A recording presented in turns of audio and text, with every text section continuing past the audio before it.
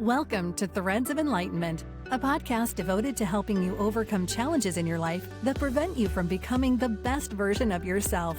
Each episode features interviews with people from all walks of life about their journey of self-development and the principles they utilize to overcome their fears to achieve their desired outcome. Ready to be enlightened? Here's your host, Ken Primus. Welcome to another episode of Threads of Enlightenment, guys.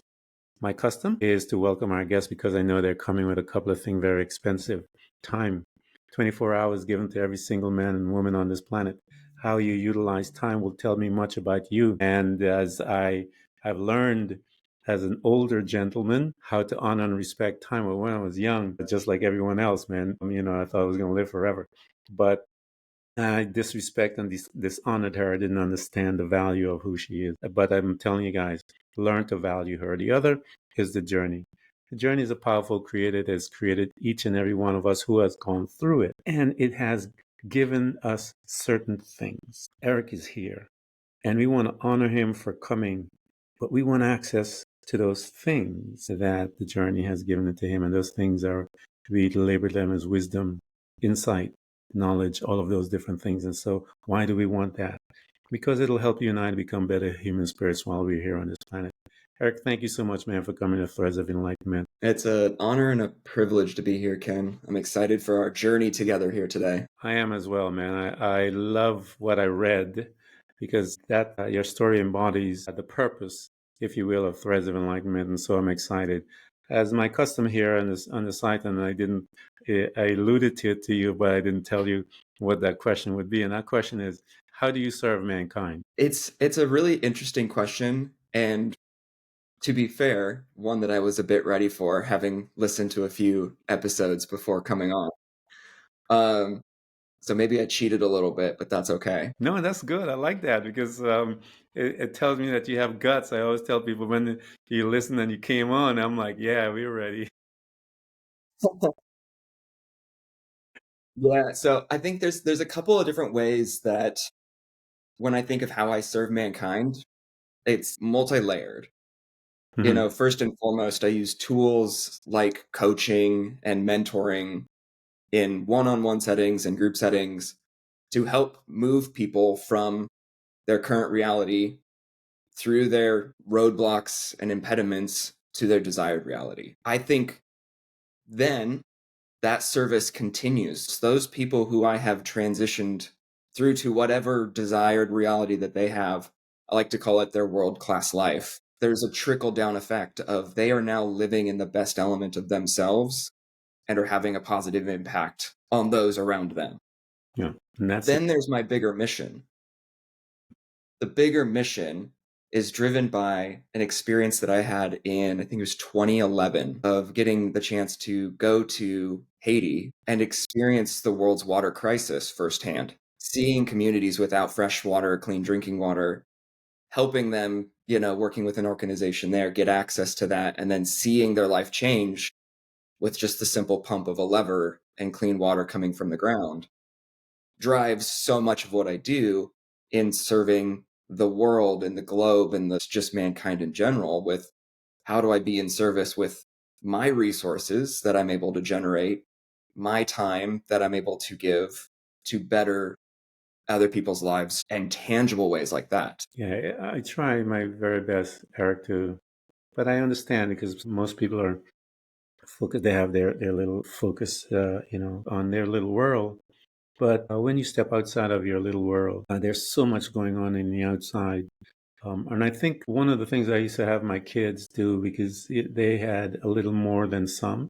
And so I would have them go into the tough neighborhoods and we would serve there and stuff like that. Because I wanted them to begin to learn how to develop a spirit of gratitude. Because once you have learned how to develop a spirit of gratitude, it will serve you well in your life as you are moving through the process of personal development. Gratitude is one of the most powerful energies which to be a part of and to live there, and it gives you a different perspective of things, especially when you go into a country like Haiti, a place where there isn't much. And what we have, many of us, because of the madness that we will complain about every single thing and not realizing who and what we have until we step outside and see how really mad we are. So one of our customs here, Eric, is to go back, man. And I like to begin the journey. I always tell people this is where we're given birth, if you will. And that is, we go back to that family unit. We have mom and dad. And mom and dad, most of them are doing their best with the knowledge that they have and the upbringing and whatever. And they have a certain trauma, some of them, and most of them. And then some of them have gone through their journey and they're enlightened and they're so forth. But some of them are not. What was your family unit like? Yeah, my family unit, I think, was really good. It's easy to look back now and say like, oh, well, there's, these issues and whatnot. But in the moment, growing up, Yeah. things were good. My dad worked a full-time job, and then he was also a mechanic out of our garage, on the side, working on cars. My mom taught piano out of the house for 14 years, and so I grew up learning to play the piano and around music. And then I have one younger sister. Yeah. And music is anything of the arts, Eric. I tell people, when you're in the arts, sports, anything of that type, it causes the individual to utilize certain things that will become necessary in life and are like teammates, if you will, or like team members that they as deposited within them. Music, the igniting of one's imagination. The imagination becomes very vital in creating your new world. I grew up in a church and I remember reading the Bible. It says, and God said, in the beginning, let there be light. And, God created the heavens and the earth. Where did it come from? It had to come from his imagination. It just didn't pop up or whatever. So he had to imagine that. And then he did the necessary steps to make it a reality. And just the same you and I do when we walk in our journey. And as a coach and as a guide, you help others to imagine that world. And then you assist them in putting those steps together to make it a reality. And here you are, man. You have an opportunity, family, you were there. Talk to me about your relationship, because I tell people this is where we begin to be. Birth is given to us in many different ways. We learn our relationship skills. We learn how to communicate with others, how to communicate with self as a result of being in that unit. Being there, Eric, how did you begin to communicate with others first? And then we'll circle back about yourself, because yourself is going to be a reflection of how you deal with people. But how are you dealing with people? I think there's a couple of different, we talked about before recording the impact of trauma. And I think there's a few is seemingly like small t traumas that impacted how I communicated with others. So I would say up until I was about 6, 7 years old, I was a very bubbly, cheerful, outgoing, just I could talk with anybody, anywhere type of person. And then about age 7, I got my first pair of glasses. And suddenly everything changed, where I was reserved and quiet. Don't look at me, don't talk to me. And so, I mean, it kind of touches on how I saw myself, but it impacted how I communicated with others, where I suddenly became more of the guy on the edges.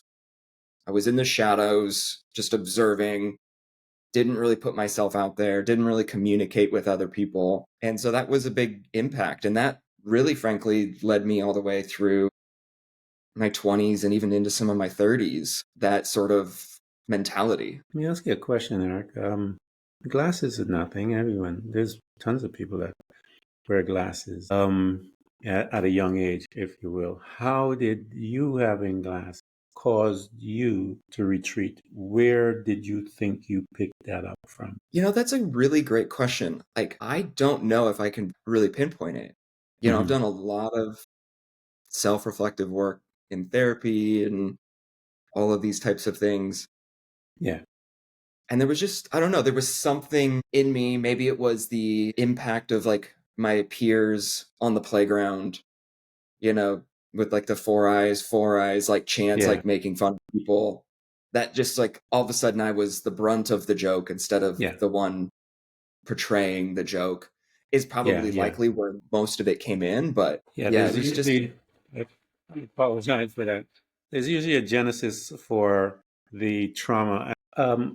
Trauma, I try to help people understand trauma. Trauma can be very benign, but it's the interpretation of that trauma that individual has. It's an individual thing. There are trauma, of course, that are horrific, but then there are trauma that is what we would say is benign, but to that individual it is not. It is just as traumatic as anything else. Anything that shakes the human spirit to a degree where and trauma is an emotion that is stored, that is trapped within that being and held there, and it will cause that individual to change behavior because they have adapted a belief that came about as a result of that trauma and that perceived trauma. And once that belief is lodged in, it's now going to dictate how they act, think, walk, talk, and so forth. And it'll take, I call that day the day of revelation or the day of their visitation, when all the trauma just explodes and the day is just one to remember.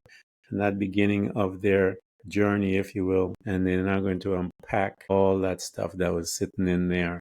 So here you are. You were traumatized. And as I said, Eric, that trauma affected you because it affected you to such a degree that you retreated and it governed your life for many years. Once you did that retreat and you began to pull back, if you will, hide within the shades of your mind, how did that affect your relationship with your mom and dad, the ones close, your sisters and stuff like that? Because they were used to a specific Eric, and then now this new gentleman is coming. Once he began to have his glasses on, he is a new individual in his behavior. How did they handle it? that's one of the things about my family dynamic, at least again, reflecting backwards, Mm-hmm. was there was no, it didn't, from my perspective, there was no change. There was no shift. I suddenly just was able to get away with shorter responses. How was school? Fine. Do you have homework? No.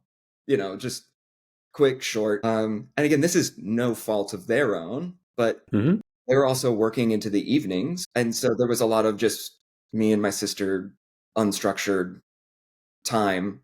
And so there wasn't as much engagement with my parents at those sort of younger ages because they're working and earning money to support the family and take care of us and all of those things. So, it sort of conditioned me to be able to get away with less Yeah. They were just in keeping my up with their communication. program. Yeah, the Yeah. program is that you get up, you work, you work, you work, and mom and dad, are just doing a part of their program. And, that's how it is.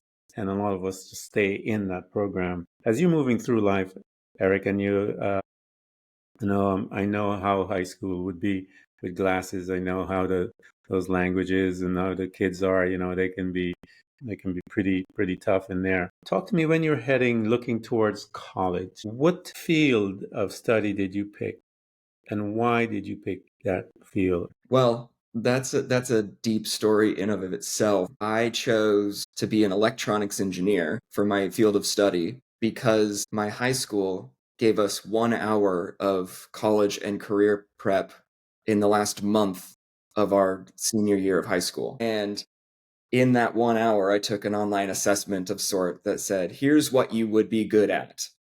Mm-hmm. Give you top three answers.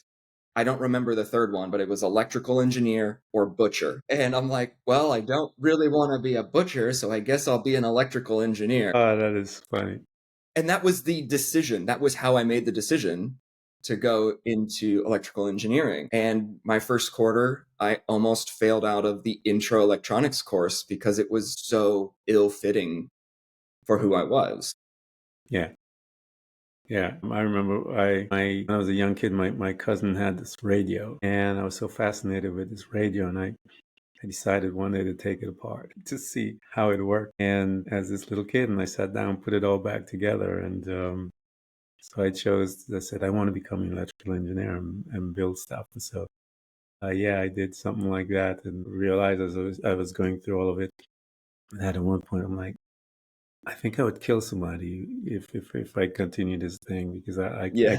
I can't do it, and I abandoned that as well. So yeah, I know what it is to get there. What did you graduate as one? What did you do when you began to notice the eternal struggles that were beginning to manifest within you as you're in this program that you took because the backup was a butcher? Right. Well, I was still convinced that engineering was some form of engineering was my path. And so at my university, I'd look to see, okay, what are all the other options Hmm. that were available to me? And so I tried plastics engineering and manufacturing engineering.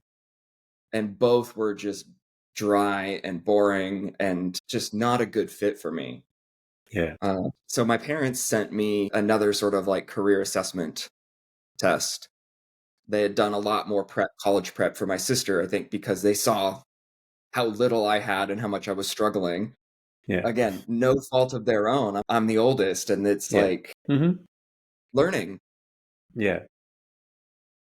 And I remember taking this test, and like the number one thing that came up for me was like architect or interior designer. And all of a sudden, everything had Hmm. shifted to Yeah. there's still some math and sort of structure that engineering brings, but it's more the creative side. So I said, okay, well, there's no program like that at my university. So I moved back home, went to a local community college to take art classes and get my associate's degree. Hmm. And then I was applying to a program in Oregon State, their architecture program. And I got into the university, but I did not get into the architecture school. And so I said, why go to an out of state college when I can't even get into the program that I want to get into? Yeah. Why spend out of state tuition for Yeah. something that I could get in state? I was living in Washington State at the time. And about this time I was also working at a bookstore, making some money in the side. And I was also um, heavily involved in a church as well.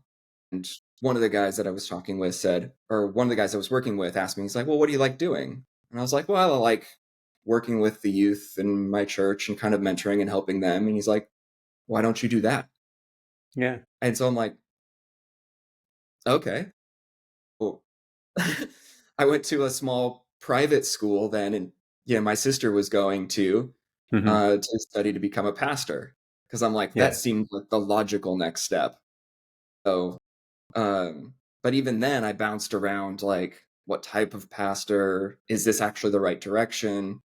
Yeah. Yeah. And then I finally took my very first business course in Hmm. my junior year of college. And something switched in my brain. I'm like, oh, this is the direction. This is the Yeah. direction I need to be headed. And I was able to, over the course of 9 different changes to my field of study, my majors, Hmm. going to 3 different schools, graduate in 4.5 total years with a general studies degree that I was able to build Yeah. with what I had already taken. And so I didn't have to spend 2 additional years getting a business degree at a private school tuition rate. But that is an incredible journey, Eric, for a school, and to complete your degree. And it's a shame that it's a disservice, and not so much even you can't blame it all on the parents, but there is some responsibility where the school has to take up that because that's their assignment is to get this young individual ready for mom and dad can talk about it and stuff like that. But this is your quote unquote playground, and they ought to be able to have some kind of process by which they're going to now take these kids within their playground and make them aware of the rules and regulation that is beyond that playground, which is the next stage in our life, if you will, that we've been programmed at each one of those stages of life. And then something usually happens to us because the overall program that they teach us that we have to obey. Once you are born, you live with mom and dad, you go to church, you go to school, you get your degree, you find your vocation, and I'm going to talk to you about that. What did you begin to? What was your first job and stuff like that? You get that, then you get your mate, the white picket fence. Don't forget that, and you get your 2.5 weekend or 2 week 2 weeks vacation every couple of years, maybe, and you get a couple of kids, and then maybe you die after that, and that's it. And I tell people, when you think about that and process that, that's one of the most morbid things you'd ever process in your life. And Absolutely. in the midst of all of that is the drama and all the mess that goes over there, and the harm that we do with ourselves, and all the mess. And then, it has to be more than just that. And so this is what we do here, is investigate that. So talk to me, Art. You got your job, and I mean, you got your first degree, if you will. You got your degree, and now you're going to work. What was that like? What that transition once you got it? And congratulations on the degree, man. You earned that one, man. Yeah. How did you transition to your first job? Usually, there's a story behind that. Talk to us about that story, man. Yeah, I graduated, I finished my university, at the end of 2009. So we're, just starting to come out of the, 2008 financial crisis. Yeah, Jobs were still a bit hard to come by at that moment in time. And so I had no plan.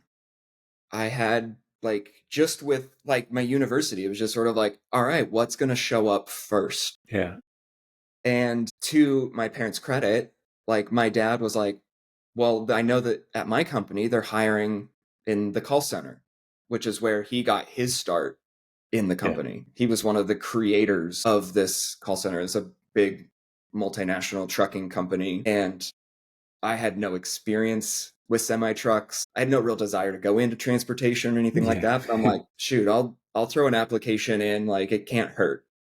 yeah, So threw on my suit that was probably 2 sizes too big for me, ill-fitting, awkward, clunky. Went in, and it was I count myself very lucky. One interview, job offer, hired. And it was just like, well, that was yeah. easy. That was pretty Great. good. Yeah, Very easy. And I was just like, I'll do this for a year and we'll see what happens. And I was there for 2.5 years before I made the next move. yeah. And being there for 2.5 years, being under the pressures that are within the call center, how did it begin to mold you in your mindset because you have to develop a certain mindset, if you will, to be there under those high pressure things. You have to begin to do a little things differently and behave and act. How did it affect you, Eric? Well, I think there's a couple of things that it really impacted me. Yeah, it was definitely high pressure. It was 24/7, 365. I worked weird hours to start. It wasn't until my last 6 months there that I got a normal Monday through Friday shift. Yeah. And so it definitely taught me the power of flexibility Hmm. and moving things around, but it forced me to be able to learn how to communicate effectively, clearly, and what needed the next steps. Because I'm dealing with broken down truck drivers on the side of the road. Yeah. They need tow trucks. I need to know where that they are to tell dispatchers to go pick them up or to fix them, or I need very specific details and I need to learn Hmm. a language really quickly. So it was like trial by fire. Yeah. Yeah, you But it you've got to ask the right questions and get the right stuff, because it can logistically it could be a big mess if it messes up. Yeah, I had to learn how to ask the right questions. It's like I didn't Hmm. know how to ask the right questions. And so that's leading me into, where I'm going to be down the road. But it also helped me, with the work ethic that I saw from my parents of all right, they went to a job and then my dad was working in the garage. My mom was being entrepreneurial, coaching and teaching piano out of the house. I had this natural work ethic that was coming out. Yeah. And even though I'm 22, 23 years old in a call center of people who are in their 50s and 60s and have been in the call center for over a decade, I quickly rose to the number 2 agent in the entire call center, and I was the one training all the new hires. I was the one working with supervisors on initiatives. It was just like, yeah, this is just what I do. Yeah. And once you got there and you were moving through life, things are going good. You started accomplishing all those things that they tell us that we should be. Your job, you're getting some disposable cash, if you will, and you're able to save and do all the different things. And life is okay. Talk to me, Eric, when the disturbance began to enter into you, because after a while, and when that disturbance comes, it sits in our chest like it's a big weight, and doesn't matter where we go, how far we climb, whatever that it looks like. It's never satisfying. It just sits there. Talk to us with what did that look like as it began to manifest in your life, as that weight, as it begins to enter in? When did it begin to come into your life, Eric? Because there is this young guy, he's doing this thing, man. He's not even bothered about none of that stuff. When did it come in? I mean, there's probably like multiple entry points. Oh, yeah, there always is. Yeah. And so it was just this feeling for me of like, there's got to be a next step. What is the next thing after this? I didn't want to be in this company my entire career. My dad just retired from there after 25 years of being in the company, and yeah, congratulations to him. Like, that's fantastic. But I knew that wasn't my path. Yeah. And it was just like, I didn't have the tools or resources or ideas of like, all right, how do I build the next steps? Mm-hmm. How do I figure out what the next steps are? It was just kind of I let it happen to me. I was very reactive. Yeah. And when it happened, what did it look like, Eric? How did it happen, and what made it happen? Yeah, so I was the church that I was involved in at the time. I had been an intern there for a while, and the guy who ran the internship program had left for another opportunity down in Oregon. Mm-hmm. And we were running this big party, kind of tying back into the clean drinking water, where we had a live band and we had drinks, and we called it Drinks for Drinks. And so it's like every dollar that was raised was going straight to provide clean drinking water. It was just an insane evening of just music and dancing, and it was just a big party. And I think it was almost $1 million raised in that one night. Like, it was just electric to be a part of. But Matt, this guy who had left for another opportunity, was at this event because he was one of the guys who helped create it. And so he came up for it. And I just happened to run into him, and I'm like, dude, Matt, how's it going? He's like, yeah, things are going good. Like, we're ramping things up down in Oregon and looking to hire people. And I just was like, I'll move to Oregon. It was just like naturally just spilled out of my mouth. I had never thought about it. I had never just like, I'll go. And you didn't know what it was for or anything like that? There was no, he didn't say, hey, I'm hiring for this role or this type of person, or like, it was just like, here was a guy that I loved and respected. And I was just like, I'll do it. Let's talk. And so we had a couple of phone calls. I came down and visited the organization, and, within a couple of weeks, I was hired and packing my things and moving to a new state for a smaller paycheck. I was taking a physical pay cut for this move. How did it make you feel? At that point right there, Eric, you're going against the program, because the program is you're going to make as much money as you want, as you have to. And and I remember being in corporate America, and they would tell us, if you're going to make a move, you always make a lateral move and stuff like that. They have all these different sayings that they talk about and stuff like that. And here you are. There are reasons sometimes to make that, to backtrack, if you will, and take that pay cut. And again, corporate America guys, how we were trained, if you see another route somewhere and you're stuff like that, but very rarely. How did you feel, man, making that decision? And how was it when you got there, when you moved? Yeah, I mean, I felt great in the moment. Like, I was just like, this is an adventure. This is exciting. This is me carving out my path for me. Yeah. Never thinking about the financial implications, the long-term implications, like none of that entered my mind. And so it was just really great. It's the first time I'm going to be living on my own, like truly no roommates. I have my own place. I can furnish it how I want. I can do whatever I want in it. I didn't have to be in an office every single day. My boss is like, if it takes you 4 hours a week to finish all the work you need for the week, then great. I don't care. Yeah. And so it was just like, this is fantastic. But reality set in really quickly. I'm like, oh, wait, I can't afford to pay rent and eat. How do I make two medium pizzas stretch for an entire week as the only Yeah. food that I consume? Wow. Wow. Nice. So here you are, you're learning how to budget and live on a budget. And as a result of this move, and as you said, reality began to hit you. As reality hit you and the move of that, initially that you wanted to do it, how did you manage that? Did you still like what you were doing? What was going on when reality showed up? And did you want to go back? What was that conversation that you were having with yourself? Yeah, it was really challenging. Like I didn't regret moving by any Mm-hmm. means, but it was just like this is tough. But thankfully by that point I had met some people in the area and met a couple of guys who had a free room in a house that they were renting, worked with my parents to, pay to break my lease and moved into with these guys at a Yeah. fraction of the cost. So like Yeah. You financially I become was like, okay, creative. yeah, get creative and find ways to move around it.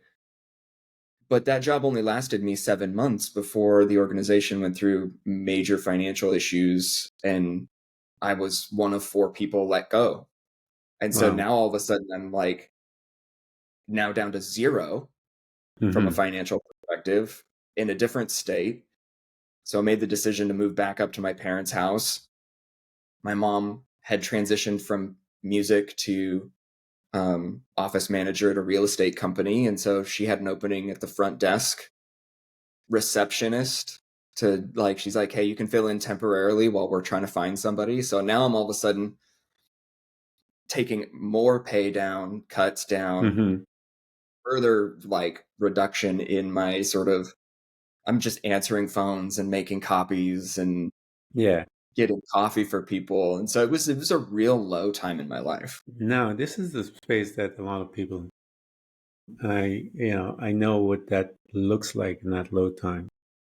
What were those things you were saying to you? I always tell people, Eric, I always tell them, be careful what you're saying because you're listening. Mm-hmm. What were you saying to yourself, those whispers and stuff like that, at this? Because there are many names you're gonna. I wish you start calling yourself all kinds of stuff. That was stupid. I was all the different things. What was your conversation like with Eric? Yeah, I think a lot of it was subconscious, Yeah. but it was a lot of messages of you're a failure. Mm-hmm. You'll never amount to anything. Like you're going to be perpetually in debt because it's like I went to a private university, so I have massive student loans that I'm trying to pay off. Yeah. And it was a lot of just cutting deep of Yeah. myself, cutting my own roots, cutting just like my own foundation, no idea of who I was, my identities, my values. It was like I'm just literally coasting or trying to survive, trying to keep my head above the water. And what entered in, Eric? What entered in to shine that light to begin the process of moving from where you were, working at a desk for real estate, to where you are today? Yeah, I mean, I was there for about 6 months doing that. I took a contract role with Microsoft, making pennies. Like it was a little bit more than the real estate receptionist role, but not much. Yeah. I did that for about a year and a half, and then in 2015, working with my best friend, and at my time he was also being a mentor and a coach to me. He had just gotten a role at Expedia. Yeah. I was trying to get a role there as well, and so he worked with me, and all of a sudden I'm getting a call from the recruiter saying, we'd like to offer you the job and it pays 10 grand more than what I was initially asking for in the interview process. So all of a sudden I'm like shooting up from a Yeah. career and financial trajectory. And I'm like, now I'm in an office in the middle of the city on the 21st floor of a skyscraper overlooking, like, I was just like, this is it. I've made it. Yeah. But I'm still like the low man on the totem pole within the organization. But I didn't care because I was like the most money I've made. I now have all Hmm. these benefits and perks. I spent 5 years there moving up the organization, taking on bigger projects, Yeah. working in more global teams and getting paid to go to Paris and London and Spain and building this love of travel. At the same time, I also went back to school and got my MBA.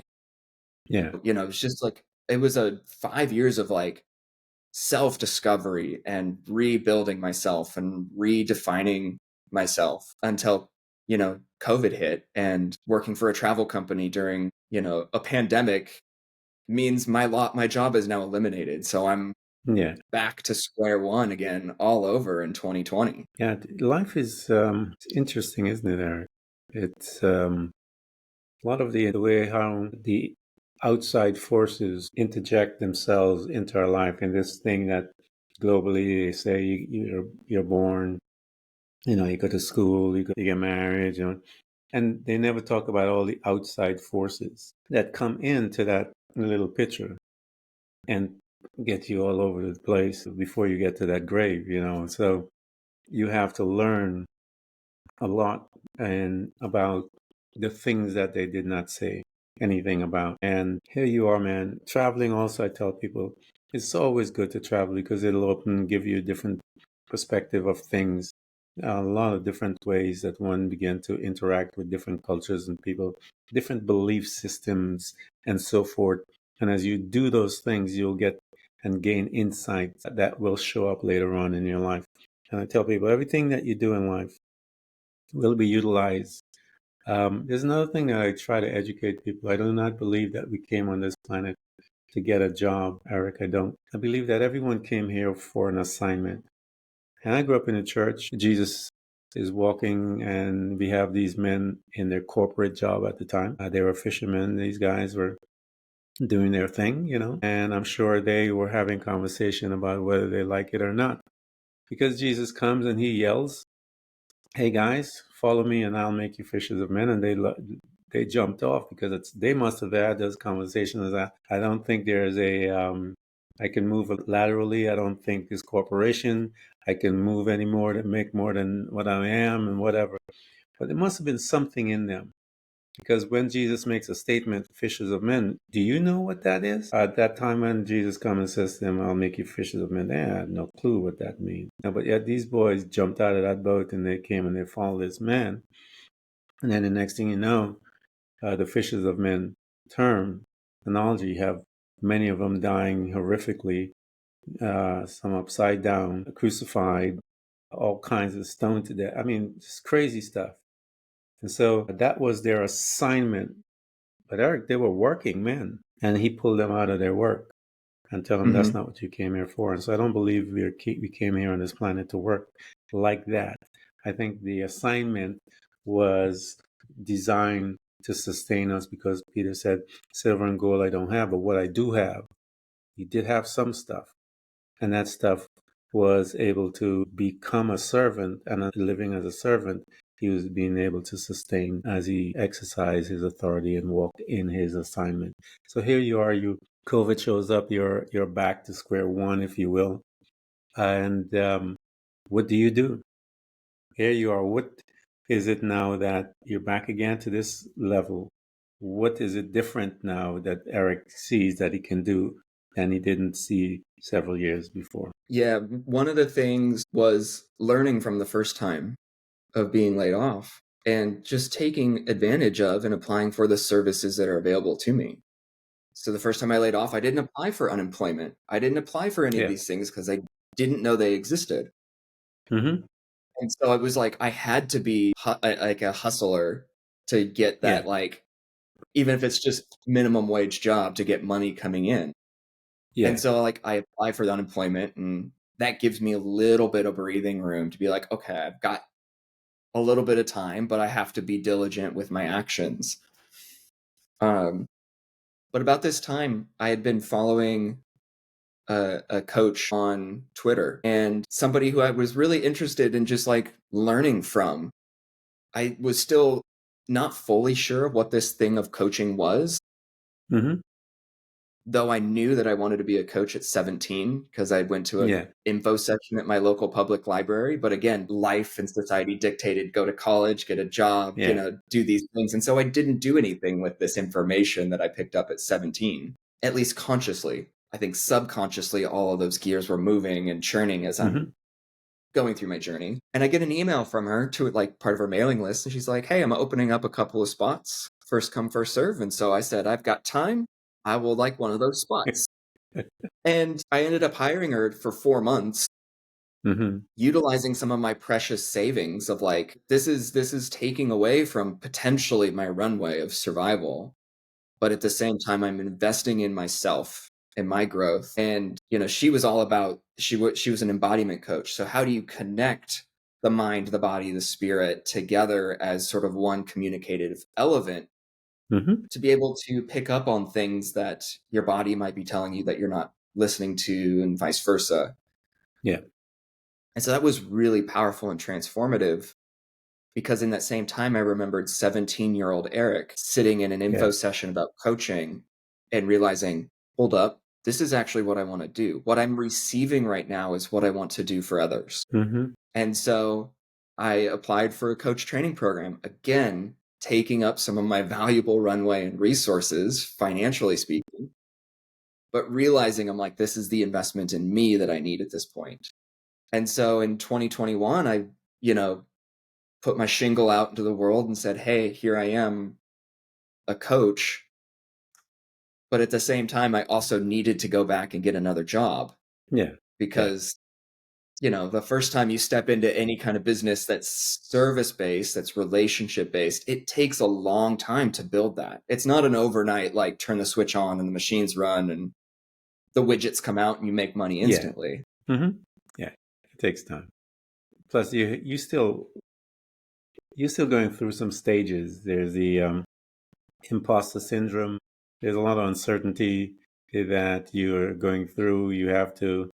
I remember my friend told me you have to go through the death of the dream, meaning that you have the dream, and you had that dream when you were a young boy, then the death of the dream, and then once the birth of the dream comes, birth is not it's not simple. It's also very messy, and life itself is messy. As that baby begins to walk, the baby doesn't get up and start walking right away and start having a step or whatever. It has to get strong enough to get there, and that's up and down. That's how it is. And so many of us have this crazy fantasy that when we start a business today, that tomorrow is going to be so successful. I'm a Right. multimillionaire, and that program is just madness because they haven't learned. And so it takes some time to make it happen because there's still a lot of growing. And even when you quote unquote succeed, there's still a lot more to learn and still a lot of growing. That stuff never ends. So talk to me about that first, quote unquote. I know I always tell people you are your first client, but talk to me about that first client aside from you when that person came in and you, through conversation, I tell them the gift that the guide or the coach has is the ability of the questions that they ask. Because in asking those questions, they have to locate where you're at. And again, I go back to Jesus. Jesus comes in the situation in the pool of Bethesda, and this man is sitting there, and it tells us in at a certain time the angels come, disturb the water, and whoever gets in there gets healed. So this guy is there, and Jesus showed up, and there's hundreds, I'm sure there's thousands of people trying to get there. And he looks at this one man, but Jesus sees something in this guy different. And so he looks at him, and the guy is crippled, and he says, which is a strange question. Do you want to get healed? I'm like, hey, man, I'm at a pool, But Jesus had to locate him. And Jesus waited, and his response was, he says, I'm here. And while I am trying to get to the water, Jesus looked at him, rise, pick up your bed and walk, because he saw the man had faith.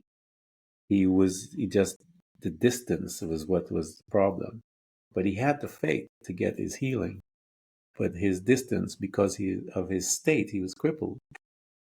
He couldn't get there. And Jesus looked at him and says, "Get up, man." And so a lot of us, when that coach or that ask that question, they're there to elicit certain things out of those people. And because as you alluded to it, you had to learn how to ask the right questions. And that is what a coach does. He learns from hearing the conversation, as you did when those truckers were, again, you were being trained and you didn't even know. And as you are listening to what they're saying, you are then able to ask the right question as Jesus, because Jesus was listening to what that man said. Talk to me about one of those incidents, Eric, when you were listening to that client, and as you began to ask the right questions.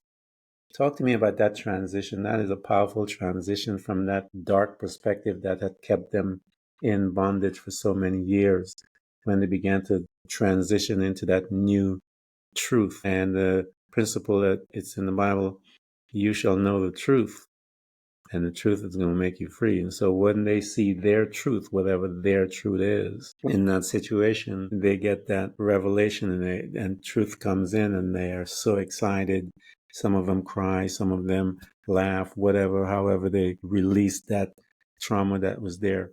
Talk to us about one of those experiences that you had. I'm torn on two, and I think I'll share just briefly on both. Like the very first person I ever spoke to from a coaching perspective, I felt like I was suddenly back in that second grade, glasses on for the first time, don't look at me, like self-doubt. Screen is covered in PDF documents of all of the potential questions I could ask, and I am not present because I'm reading everything, but I'm not listening.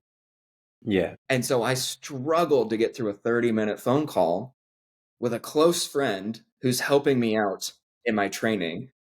And it was just sort of like, okay, I'm like, again, I'm back to this, like, I'm a failure, I'm never going to succeed, blah, blah, blah, narrative. But I worked through it. It was just like, okay, do the next one, do the next one, do the next one. Like, and I got better and I got better and I got better.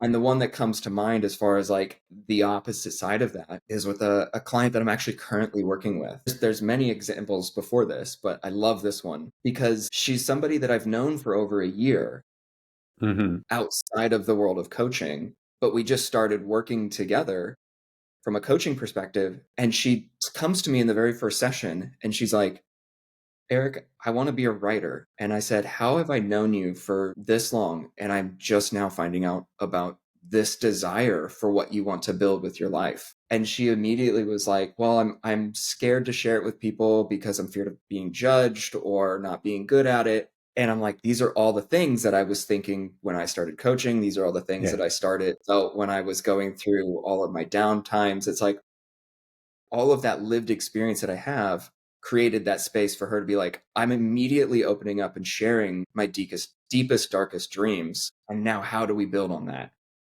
How do we now say, all right, how do you want to be a writer? How do we celebrate that? How do we shine that into the world? How do we build these things and these skills? And we've been working on that, and it's been absolutely fantastic. Yeah, that's wonderful, man. And for those that are listening, I usually ask that question because I wanted to let you guys hear his process of how he does things and how he approaches things. And so that when you show up, you're not scared or but that you're ready to receive from Eric. And Jesus said, those who have ears, let them hear. That means there is an onus or a responsibility on the one that is hearing and listening. And I believe, and I tell people, I believe that the natural man listens, but the subconscious mind or the soul of the man, or the spirit of man, he hears. And when he hears things, it's a reality, becomes real, and it becomes something that will manifest. And so when you get to Eric's space, become a hearer, so that when you are engaging with the dance of the questions and so forth, that when that thing lodges, it will unhook you from where you're at and free you from that perspective that has been holding you and keeping you in bondage for so many years, man, because this thing is about freedom. Eric's testimony, his journey is about freedom, how he was controlled by fear and how he began to walk through life regardless of loss of job, loss of status, loss of everything. Broke, money, don't have. We've all been there. But some people have come out, and Eric is one of those. And you guys need to tap into his wisdom and his knowledge so that he can guide you out. And so you can come out. We're going to provide all of his stuff so you can get access to him. He can coach you guys. He mentioned that he does it online as well. So you guys can have access to him. And it doesn't matter where you're at. And we're going to give you everything. And I want you guys get to him and tap his brains and become a success. We're in a new year, and make sure that you guys are not going to be where you were last year. So, Eric, thank you so much for coming to Threads of Enlightenment. Ken, it's been a pleasure. It's been an absolute joy having this discussion with you today. And thank you so much. Thanks for tuning in to Threads of Enlightenment with Ken Primus. Hopefully you're now feeling more empowered to overcome the challenges in your life, whatever they may be. Share that inspiration with others by telling them about this podcast, rating it, and of course, remember to subscribe so you don't miss a single episode. For more connection, you can find us on Facebook and Instagram by searching for Threads of Enlightenment. Until next time, stay enlightened.